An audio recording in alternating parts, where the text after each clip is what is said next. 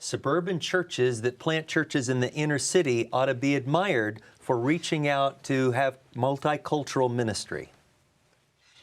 Rather than planting new congregations, those suburban churches that feel called to do inner city work need to be supportive of and strengthening congregations that already exist.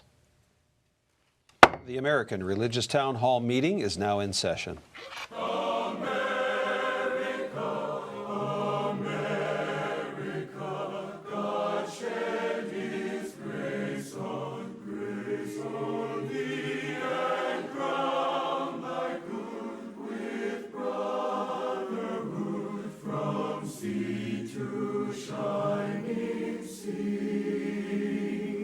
Welcome, friends, to the American Religious Town Hall meeting, where the discussion of religious, political, and social issues is meant to promote the cause of religious freedom and to help us better understand each other. And now, here's your host and moderator, Pastor Jerry Lutz. Thank you, Mark, and welcome to another edition of the American Religious Town Hall meeting. I don't believe you'll find another program quite like this one anywhere you might look, either on the internet or on the television. So we're glad that you've joined us. We hope you enjoy today's program. We have a very interesting discussion and a great panel. I'd like for you to meet them. Let's have them introduce themselves to you. We'll begin with the gentleman to my right. Hi, I'm Carl Troval. I'm Dean of the College of Liberal Arts at Concordia University in Austin, Texas. University affiliated with the Lutheran Church Missouri Synod. I'm Rabbi Jordan Offsire, living in active retirement, that is in active retirement, and teaching and leading, participating in life cycle events in the Jewish community.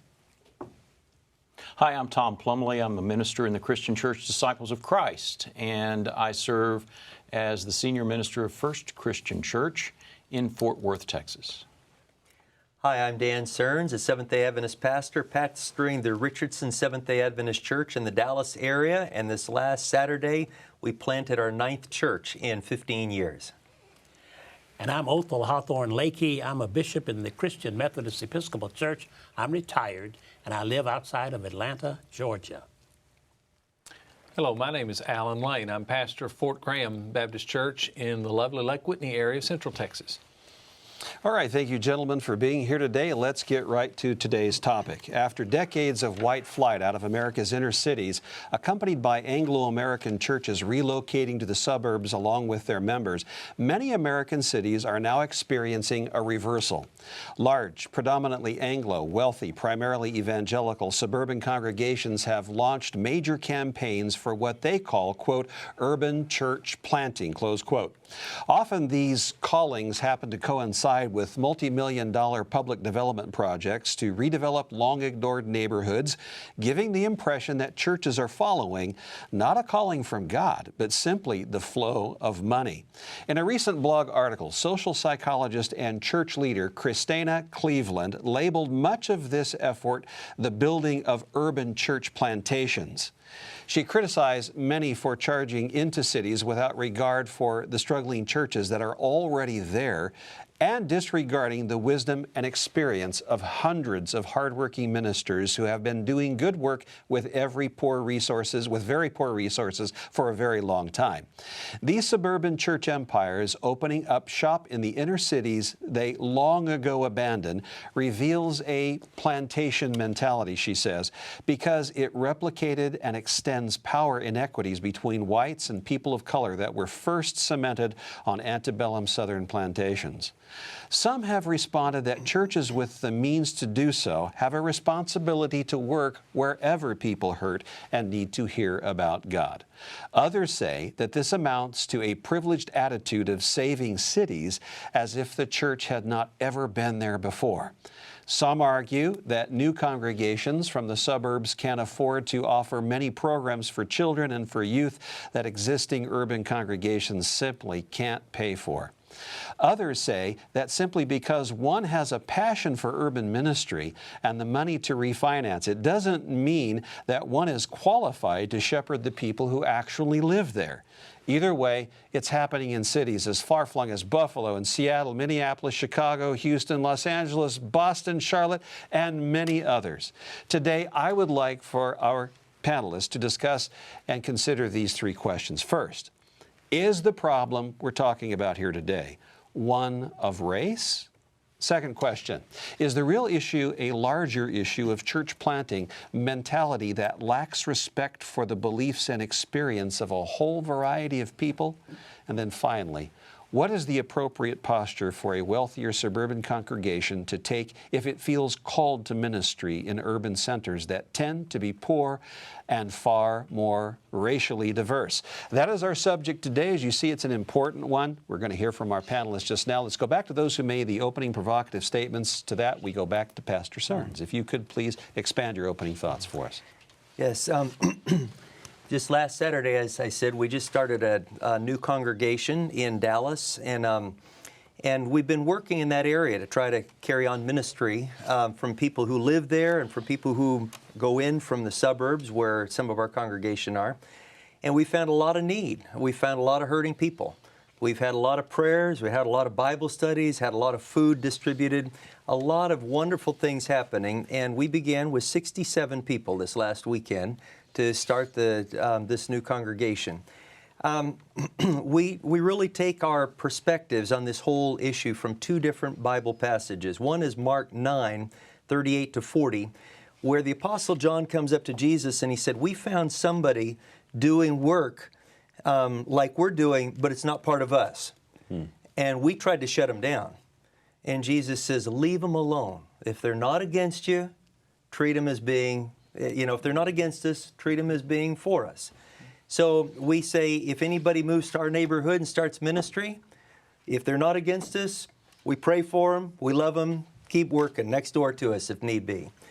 On the other hand, there's the other passage in Luke 9 and Luke 10, where Jesus sent out the 12 and then the 70, and he sent them out 2 by 2. And he said, when you go to a new area, look for a person of peace who will open up and work with them a long time. And when you leave, don't bounce around. Stay there until it's time to go. But when you go with no money. Don't take anything with you. So Jesus was trying to say, money isn't the answer, but your presence 2 by 2 with a person of peace is the answer. And so when we go into any area to start and plant a new church, we say we don't start with budgets. We start with relationships and people contact and that type of thing. And so we say this isn't an issue of money. This is an issue of building relationships, ministering to people's needs, and looking for people of peace. It might be a pastor. It might be a community leader. It might be a humble truck driver or whatever. But we're going to look for that, and we're going to work with them to reach out to their neighborhood and go on beyond from there. So we use those two Bible passages to guide us in this whole discussion that we're talking about here today. Thank you, Pastor Cerns. Let's come across to Reverend Plumley. You also had an opening statement. If you could please enlighten us a little on that. Yeah, thank you. I certainly hope that nothing I'm going to say will reflect badly on anything that Pastor Cerns is doing or his congregation is doing, because I don't know the situation, and I think it sounds wonderful, and embedded within the way you unfolded that, you unpacked that. I heard some really good and some good things that I think we can take as advice for the way congregations can work in areas that are peopled by folks that are very different from the mother church, so to speak.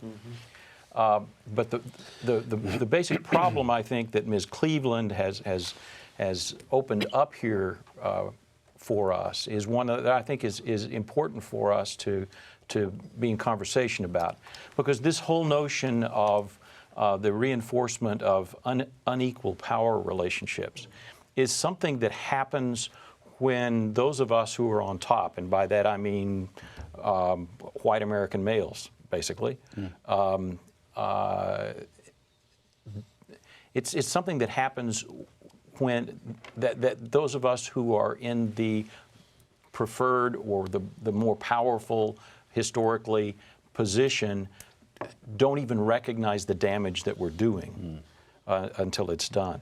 And I'm not saying that folks need to stay out of this kind of effort, but that they need to consult people who are there. I really liked what you had to say about beginning with relationships with folk who already live in that neighborhood.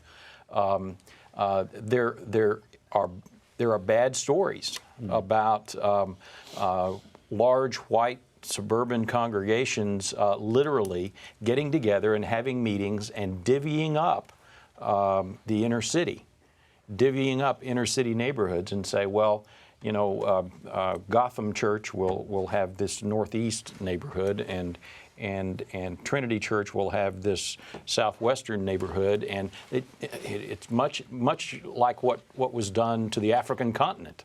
In fact, there are many parallels to the way this is happening between what's happening now in the inner cities and the way we for a long time looked at overseas missions, where, by the way, the move for the past couple of decades has been toward indigenous leadership.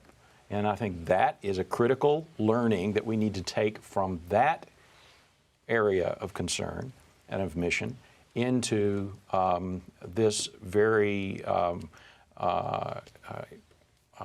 local area of concern in many of our cities. Thank you very much. Now that we've properly opened this subject, let's go to Dr. Lane and see your perspective on it. You're both very much on point. The challenge is to build those partnerships. However, I recently saw an article, I wish I could remember written by whom, used the same passage from Luke chapter 9 and 10 to argue that if you do attempt to get to know folks locally and they resist you, then to avoid them because they aren't persons of peace, quote unquote. Where the attitude is our program is already in place, we already have the budget, so we're going to step in, and if you all do it our way, fine. If not, we'll do it without you. Now that's the attitude that's ungodly. And it is really happening. And I'm sorry that as the moderator's statement outlines that oftentimes, if not aided and abetted by, it's certainly complicit to and concurrent to the revitalization of a particular area of a downtown. And that makes it suspicious even more in my mind.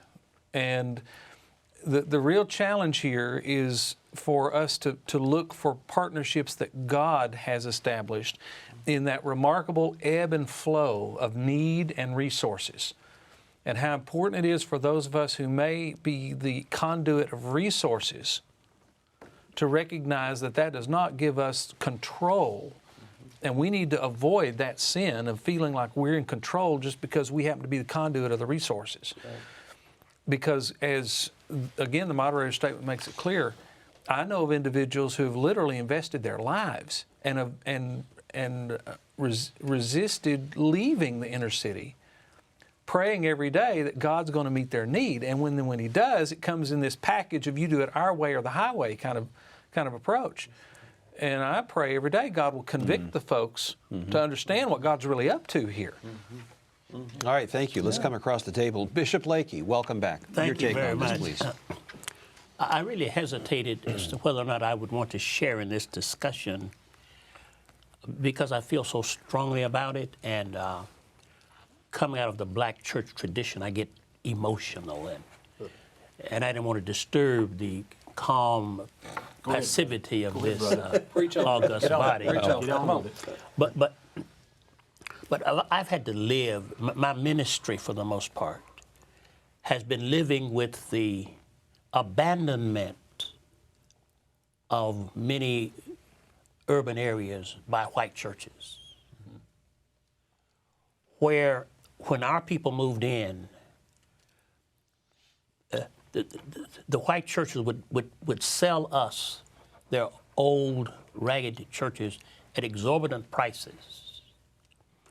The banks would loan our churches money to buy these churches, but would not loan money for us to go build new churches. And I've spent a lot of money as a bishop helping local congregations repair old heating systems in the winter and air conditioning systems in the summer from these old abandoned churches. The thing that bothers me is that this attitude of, if you would excuse me please, white superiority comes in religiously. We know what's best for y'all. And we've been there with these struggling people all of our lives, even part of it. But there's nothing being said, you want to bring us the gospel, but we need jobs, we need school systems that have been allowed to be corrupted and ineffective. We've been the victims of all kinds of political chicanery. All the basic services of government, water, sewage, garbage, those things have been virtually left undone. The system allows drugs to inundate the communities. And we wrestle with that. We're not complaining. That's our calling. But then you have our good white brothers and sisters with all of their money and their elitism come and say, we're not going to start congregations. That's a disturbing thing for many of us who come out of that African-American church tradition. So this is why I hesitate to share in this august body, because you all are trying to deal with the problem from sort of the outside when we've had to live with it throughout our entire history. But thank you for sharing that. We appreciate that very much. And now, Dr. Trovall, we haven't heard yet from you. No, So let's see what you have to say. You want to give all my time to Othel because this is a very sobering moment for me, Othel. I mean, you've called out something that I knew kind of intellectually was there, but you really grabbed my heart and pulled it and made me realize how, how we've done such a disservice to the inner city, how we've done a disservice to people who are people of color. I'm very emotional right now. You said you're emotional, and I'm emotional too, except that I'm feeling on a totally different level. I've seen it even worse than that, Othel. Yeah, Dr. Lane, yes. And that is churches and denominations, even my own, who will find a local inner city pastor, usually a black minister, who will step up and say what you all are doing is great. And then he'll get all of the limelight, so-called supporting or endorsing this process. It's a sellout, and it's sickening, and it's saddening to see that we don't know the difference, that we don't see what's going on. Let's hear from, now Rabbi Ofsire, if you could please give us your perspective on what you've heard so far. This is a little different, a little out of context of your particular place in life and experience. I will do so with particular humility, and also to acknowledge that it isn't an issue. We do not evangelize, as I've mentioned at another occasion. Mm-hmm. But I am very much concerned about those of my fellow people, of whatever their color, who are poor and that need our support. I'm very much concerned about them, and hope that whatever is going to be done will be done really in their interest and not in the interest of something other than that. Thank you. May I add, yes. Just fairness on the other side of the picture, how it can be done or way. This is a personal experience. We had a church in Indianapolis, a major church, that was in a rundown, dilapidated, and another neighborhood was opening up, and there was a church by the Christian Scientists. They had virtually, it was not being used, and it was for sale. And I went with the pastor to see what it would take for us to purchase that. It was ideal for us. As we sat around the table with these Christian Science persons, my young pastor, to my chagrin almost, said, y'all not using this church. You got the money. Why don't you give us this church? And I, you know, You got 30 seconds. and they said, we can't quite give it to you. But here's what we'll do. We will carry the note. You don't have to go to the bank. Here's what you pay. And they helped us establish a thriving congregation in a neighborhood that's serving people. Now, that's the way it can be done if we do it recognizing the reality of the black church experience. If I had known that, I thank would you. have presented it exactly that way. Well, thank you. Gentlemen, I'm afraid we're out of time for this segment. It went by very quickly, but there is an important message Mark would like to share with you. We'll be back after this brief break. Thank you, Pastor Lutz. We hope you are enjoying today's program. If you would like to learn more about the American Religious Town Hall, please visit our website at americanreligious.org. That's americanreligious.org. There you can read about the mission and history of the program, learn about the Town Hall estates, and view past programs by clicking the appropriate menu buttons. Each week, Pastor Lutz looks forward to receiving your letters. You may write to him at the address shown on your screen. Send your letters to Pastor Jerry Lutz, American Religious Town Hall Meeting, P.O. Box 180118, Dallas, Texas 75218.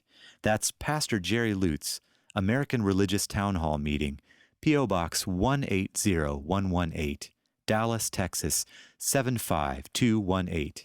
Thank you for writing, and thank you for watching. And now, back to you, Pastor Lutz, and today's closing statements. Thank you, Mark. Welcome back. We are very glad you've joined us today. We have come close to the end of this program, but not before we have the closing statements. And for that, we turn to our first, and that is Dr. Trovall, if you could please. Sure. I heard at a Lilly conference a couple years ago, Samuel Wells, Dr. Samuel Wells, he's an ethicist, and he gave a presentation about essentially being with people, not for doing things for people. Because I think our concept of giving means that we do something for someone, but he said that all that does is it empowers the person who's giving and disempowers the person who's receiving. And that the metaphor, and that's why I like your movement, Dan, with, I like that. And also in this illustration that you gave, also this second illustration, I mean, I think that's where the power is coming in and asking questions and being with people and hearing them and starting with that humility, and then we can begin to transform. That's service. Thank you, Dr. Trovall. And now, Reverend Plumley, your closing statement. Yeah, I liked the quote that I heard from one leader of a inner city congregation who was talking about a big church coming in from the outside, and it said they come in like Walmart. You know, there's an arrogance there, there's pride there, there's disrespect, but even more theologically, they're doing things that undermine the unity of the church. And they refuse to or are unwilling to see how God has already been working there. Same thing we've done in foreign missions over and over. I think that Jesus himself set the standard for how to do this kind of work when he addressed the rich young ruler. Sell all you have. That's the start. Good reminder. Thank you very much. And then Bishop Lakey. Let me, in my conclusion, simply thank you and the panel for this very, I think, open discussion. I want to thank you, especially Pastor Cerns, for putting these issues out on the table so that we as religious persons trying to use our religious traditions to lift everyone in the name of our God, and that see that this can be done, but we must do it together, respecting the traditions and histories of all of those of us who are involved. Thank you. Very well said. Across the table, Dr. Lane, your summary statement, please. The path of least resistance is not really effective when it comes to church planting, especially in the setting we're talking about. If God blesses a suburban church with the ability and the urgency to plant churches in inner cities, then they need to go through what may appear to be messy partnership building, because that's where they're going to discover the miracle of what God's called them to do. Thank you for that perspective and for your discussion today. Now let's turn to Pastor Cerns. Your summary. It's very interesting when Jesus sent out those 12, 2 by 2, and the 70, 2 by 2, gave them some very simple instructions. The harvest is great, the workers are few. Pray to the Lord of the harvest that He throws out workers. And very early on, He said, don't take money, don't take extra this, extra this, extra this. I think He was trying to teach them right from the very beginning that money can get in the way of healthy relationships. If we can start with the relationships, then our hearts can be changed and the money can flow where it needs to go. All right, thank you very much. And now, Rabbi Offsire, your summary, please. Thank you. I must say that the idea I'd like to share has a positive side, but a sad side as well. So I'd like to take the moments I have to talk about with and for. I think that we become a society that takes the path of least resistance, even the best among us, and is willing to do things for other people, but not with other people. It's very easy to sit down and to write a small check and to ease one's conscience and think that, well, look how well I've done. But it's much more difficult to use what I would call sweat capital, to actually come in and to work with others. To work with them means not to work with them, but to work with them in this way. And that is always the best way where and when we can. Well, thank you very much. And gentlemen, this has been a very interesting time together. Some of us have been enlightened and informed, and for that we are very grateful. And we look forward to coming back and doing this again. That's really what the Town Hall is really about, and that is sharing perspectives, perhaps differences. We might not always agree, but we certainly agree to discuss these things openly and in a friendly manner. And by that, we are enlightened and we are made better people. That's our hope. The Charter of the American Religious Town Hall provides that Roman Catholics, Protestants, Jews, educators, and others may appear on this program and can declare their beliefs without hesitancy. And the rest of the members of the panel will uphold and guarantee that American right to all who will appear, irrespective of race or creed, so that the rest of the world can see that here in America we believe in civil and religious freedom, not only in theory, but in reality.